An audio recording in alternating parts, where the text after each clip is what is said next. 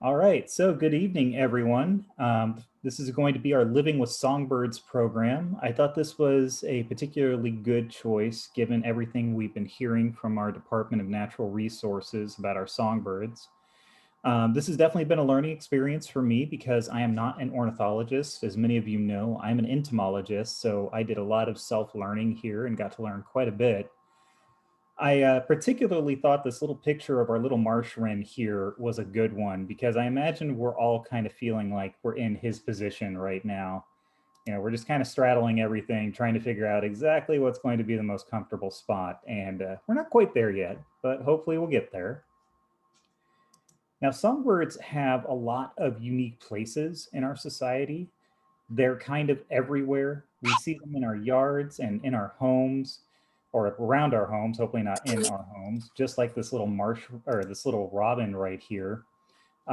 We constantly see them all over our property. Like, for example, if I used my own home as an example, I regularly see American robins, house finches.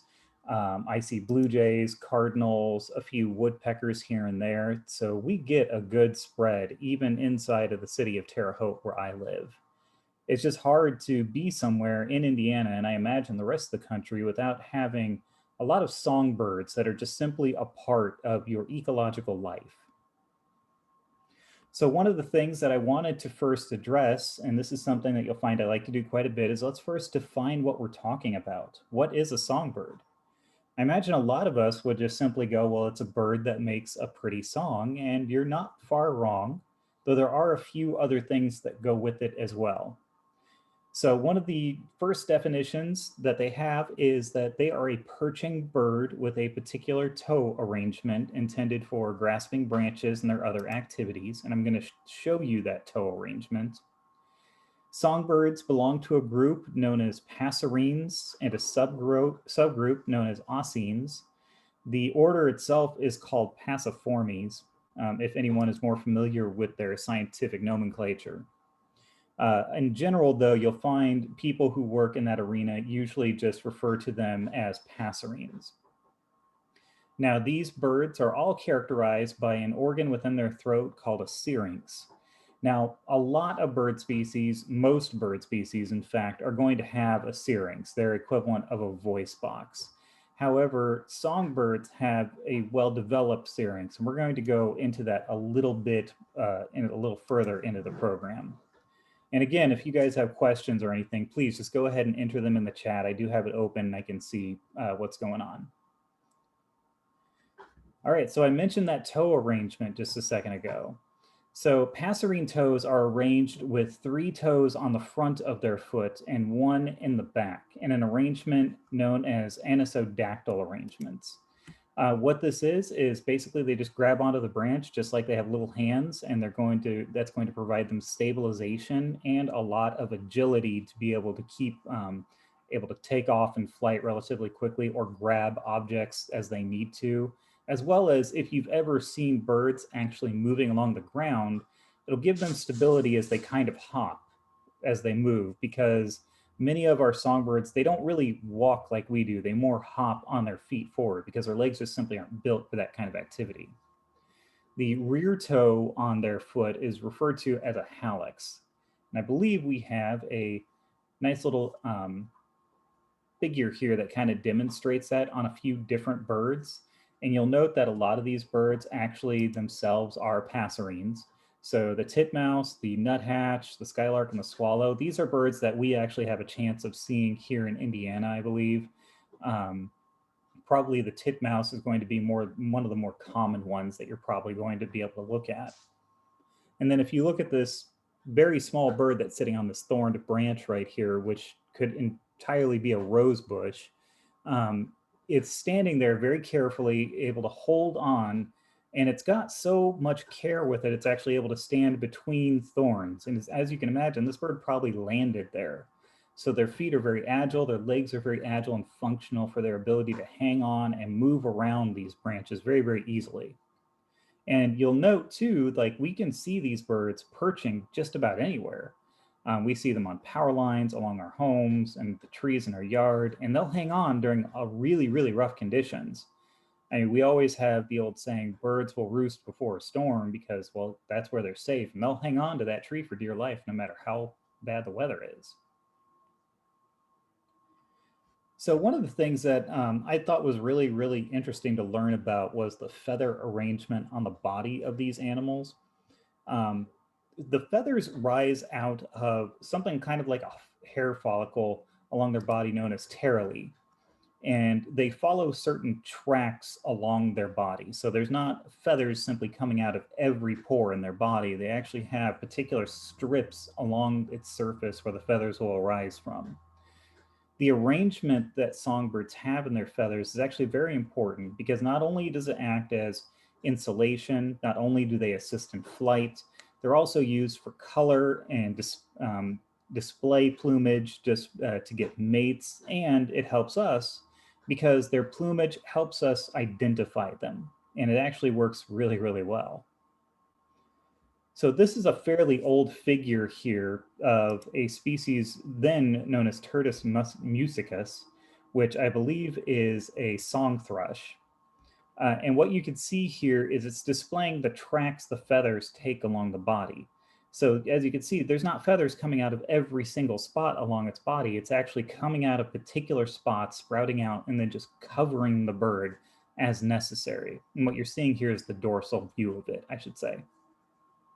And I thought this was really, really interesting. I mean, like you guys know, I work with insects, I have dogs. So when I think of fur or hair or anything, I think of it kind of coming out of every part of the body to cover an animal. Well, in birds, this just simply isn't the case. Obviously, if you have something with a shaft of a feather, you don't want that coming out of every part of you because one, it's going to be energy intensive to develop all of those feathers. And two, it's just not going to work very well. It would create more weight and it probably would not be very feasible for the body to maintain that kind of feather density. So they just come out of these tracks to cover the areas they need to. So let's go over a little bit on the eggs and young of our passerines. This one I thought was really, really neat because there is one factor for passerines that I had never known before I learned about a lot of this. So most bird species will have eggs that are white or near white or beige in color. However, passerines can actually have eggs that are colored. North American species that we get to see, they're going to lay several of these eggs at a time. And just like this little robin's nest you guys see here, it's got that neat little group of 3 eggs right there that you can see. However, and this is something important to keep in mind, the cuckoo does belong to this group. So sometimes these birds can be brood parasitic. They will lay their eggs in another bird's nest, and that bird will then take care of the cuckoo's young.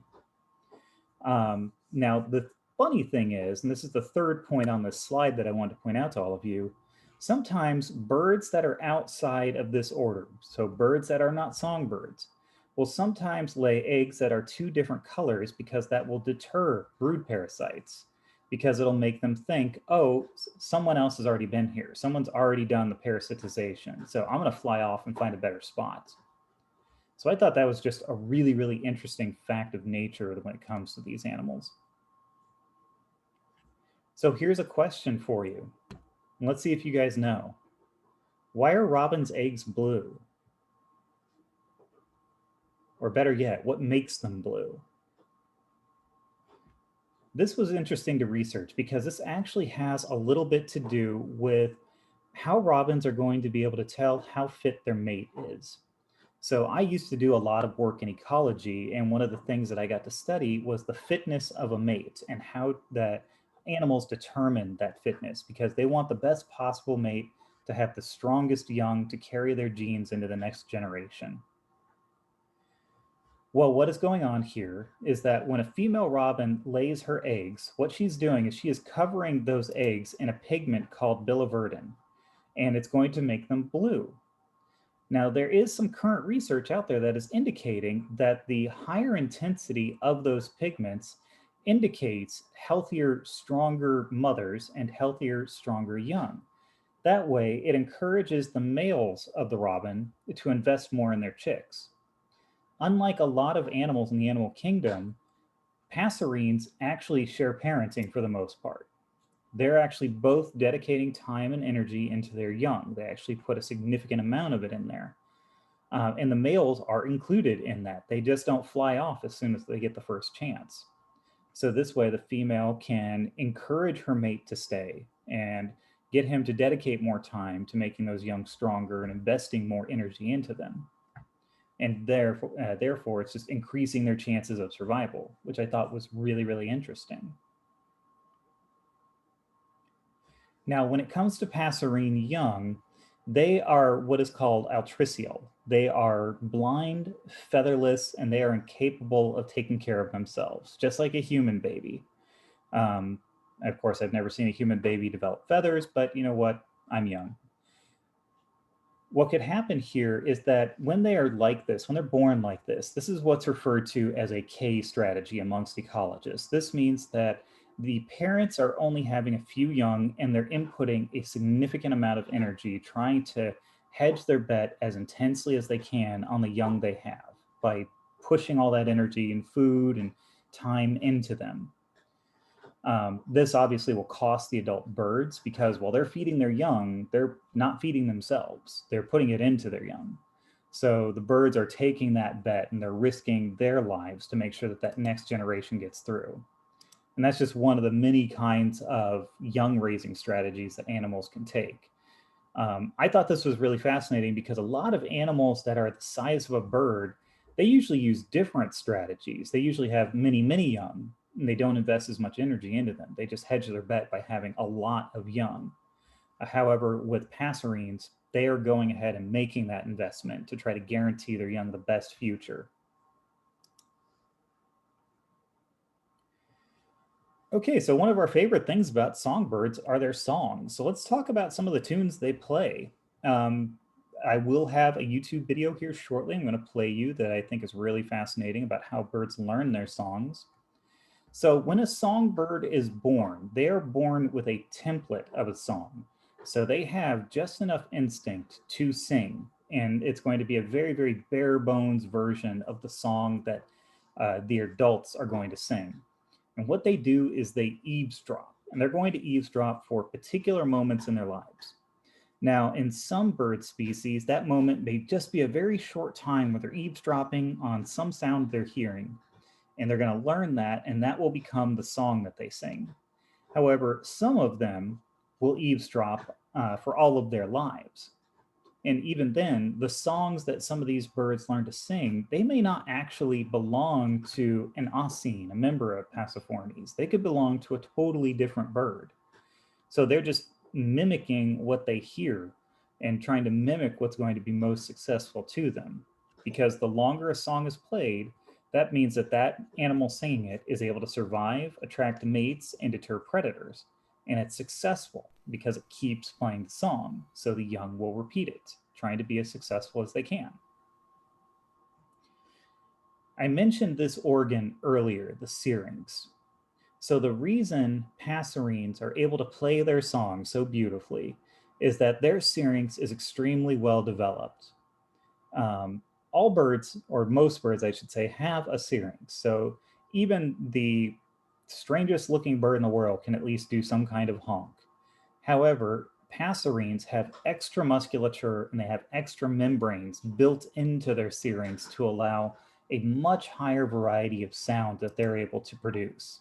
And they can actually produce very, very technically good sounds to the point that they can mimic things very, very well. Now, parrots and parakeets by far they are the experts in this area. However, they are not passerines. But passerines are very nearly that good. They can imitate a lot of sounds that they hear. Now, the development of their syrinx and the songs that they can play through them can be highly variable within Passiformes, within their order. However, they are still a step above every other bird order in that case, because even the worst singer amongst passerines is several times better than most other birds at producing songs and being able to communicate through a decent set list that they've developed. Okay, so why bother? Why do these birds sing like this? Well, the songs kind of act like pheromones, chemical messages, except in this case, they're audible messages that can convey something significant to a conspecific, a member of their same species, or a member of another species.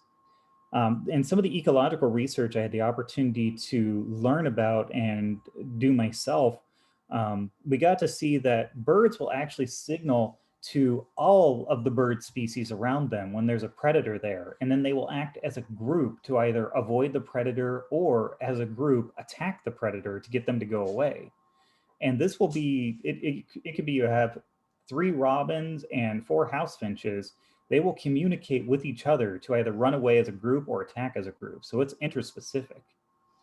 These songs will establish territory amongst them. They will indicate the mate quality. So males are just going to be singing their heads off, trying to get the first female who's going to take interest in them. And like I mentioned just a bit ago, they're going to give warning against predators. They're either going to warn the predator, hey, we see you, or it's going to warn all of their members, we need to attack this thing or we need to run away. And this is an extremely successful strategy.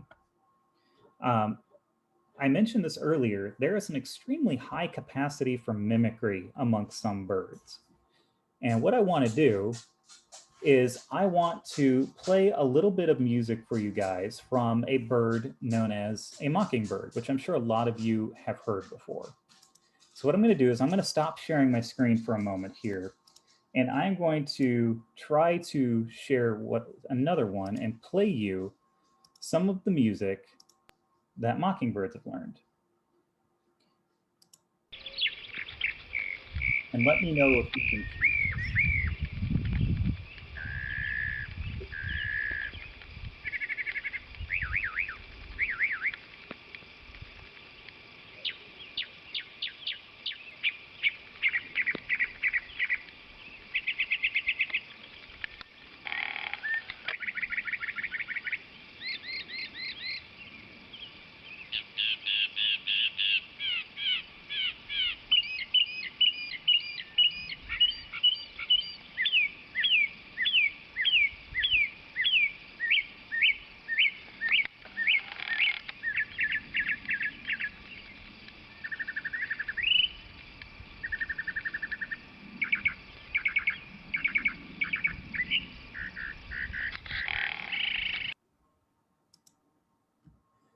Okay, so I hope you guys like that one.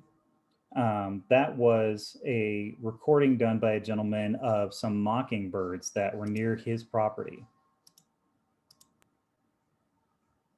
All right, let me get my screen situated here.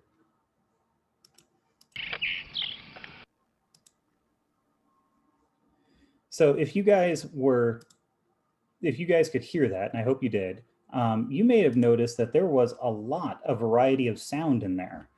You could hear some traditional bird singing from our mockingbird, but you could also hear that it was imitating the sounds that were around it. Namely, it was imitating several models of car alarms.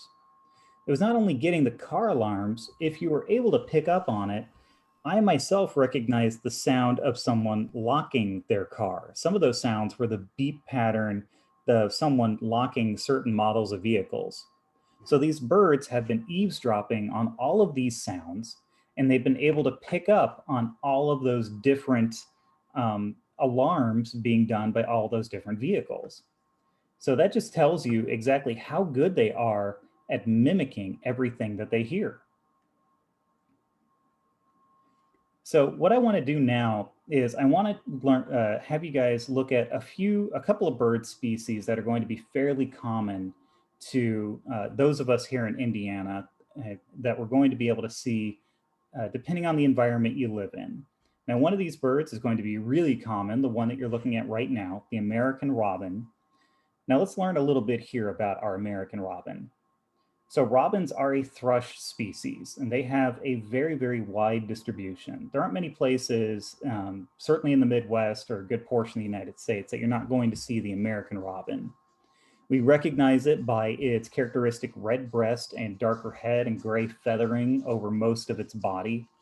And this bird also displays what's known as sexual dimorphism, meaning that the males and females look different from each other.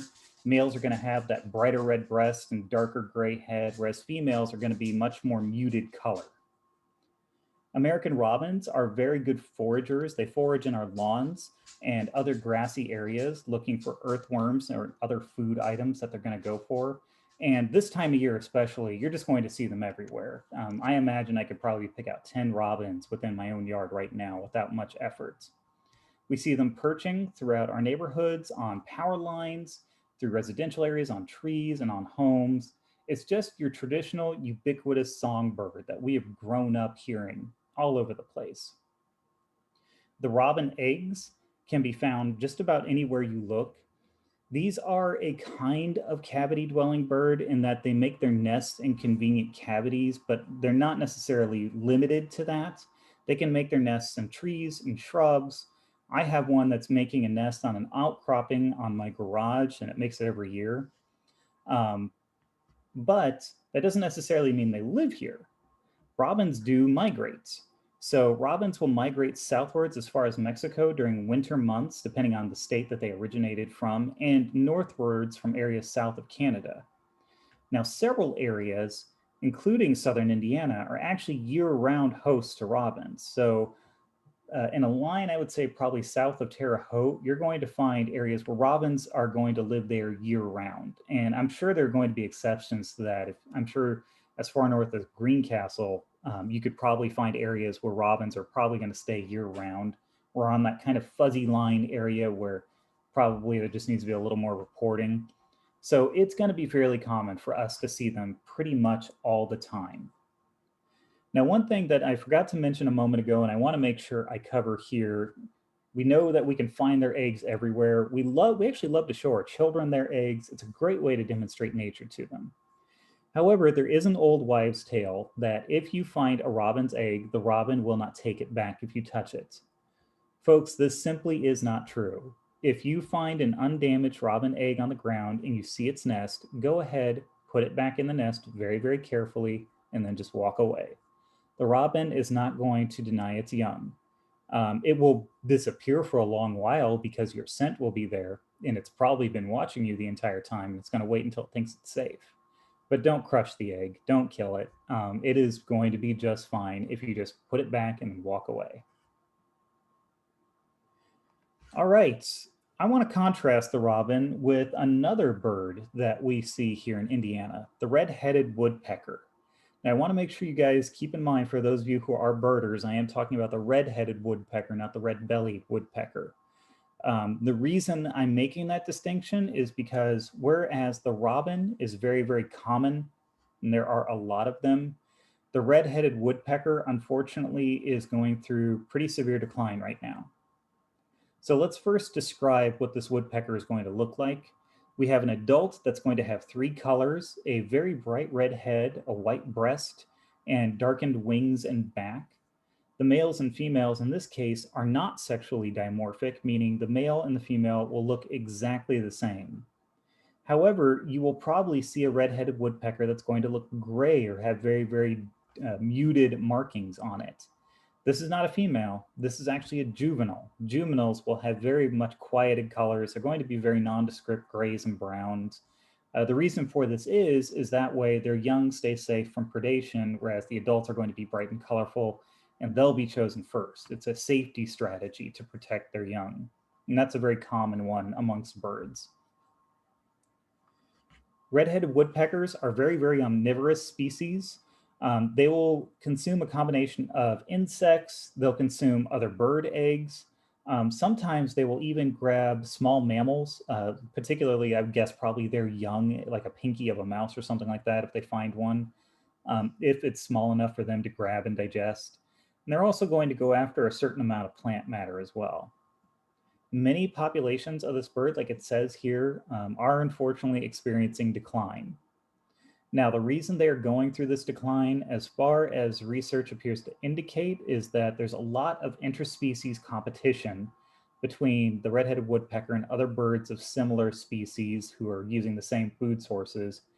And unfortunately, due to human activity, accipiter hawks are getting more and more accustomed to our environment, so they're now hunting in them, which is contributing towards the red-headed woodpecker decline. And I'm sure this could probably also be mentioned that unfortunately, a lot of us will let our cats out at night or we'll have an indoor-outdoor cat. Folks, cats are predators. They're going to go after songbirds, and they've actually done a lot of damage to songbird populations. So I know that the cat may want to go outside, but please keep them inside. That way we can protect our songbirds a little bit better. Now let's talk a little bit about their nesting behavior. Now these are what are called true cavity dwellers. They are definitely going to be living in a cavity, oftentimes a cavity that the adults will excavate themselves. They're going to be looking for dead trees or limbs that they can go ahead and excavate. Typically the males appear to excavate more than the females do, but they share the work in creating the nest and taking care of the young. Mated pairs are going to be mated for a very long time, and they're going to possibly use that same cavity again and again throughout their lives if they find it to be successful for raising their young. And that's really a great strategy for an animal to have because they're guaranteeing that they know what works, they know how to breed successfully, and they know how to raise young successfully. So it's an excellent reproduction strategy. Okay, so the thing that I really wanted to cover tonight, now the reason I brought up the American robin and the red-headed woodpecker is because both of these birds are on the list maintained by Indiana DNR right now, birds that have been found to be suffering from whatever disease outbreak is going on in Indiana and surrounding states. Unfortunately, this disease is nasty. It can kill birds and it can give them some pretty awful symptoms. So I'm sorry if the picture looks a little grim to you, but I wanted to make sure you understood the significance of the situation. All right, so what is going on? So several states have reported an outbreak among songbirds, and Indiana is included in that list. These symptoms can include swollen and crusty eyes, just like you saw on the previous slide, as well as unusual neurological symptoms. You'll see the birds might be moving around unusually. One of the pictures that IDNR has on their website is a bird will have twisted its head back like that way that birds can, except it's not doing it to look at something. It's got a strange tick. Something is not working correctly. And eventually this disease will lead to death. Currently, 69 counties in Indiana have reported finding birds in this state, including the two I work in. I work in Clay and Owen counties. Folks, I've done some reporting on this myself. I found during our fair season, there were 3 dead birds on our fairgrounds, 3 dead songbirds. So unfortunately, this is definitely something that we should be concerned about. Now, one question that I hear very, very commonly, and this one, I believe there is even an NPR report on it. Did this come from cicadas? Many people have pointed out that this disease appears to have coincided with the timing of Brood X's emergence.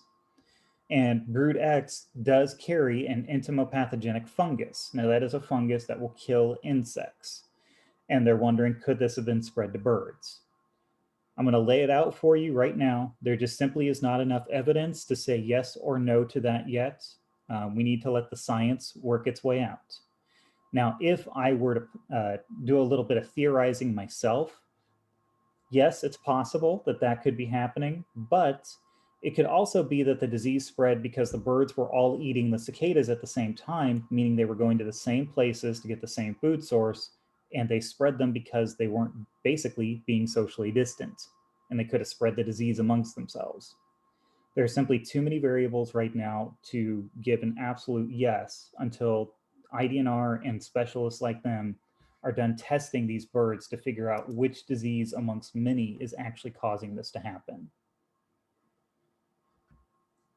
Now, this is going to take a pretty good deal of time, unfortunately, but the good thing is several things have been ruled out. Avian influenza and several other diseases that you can look at on IDNR's website have been ruled out.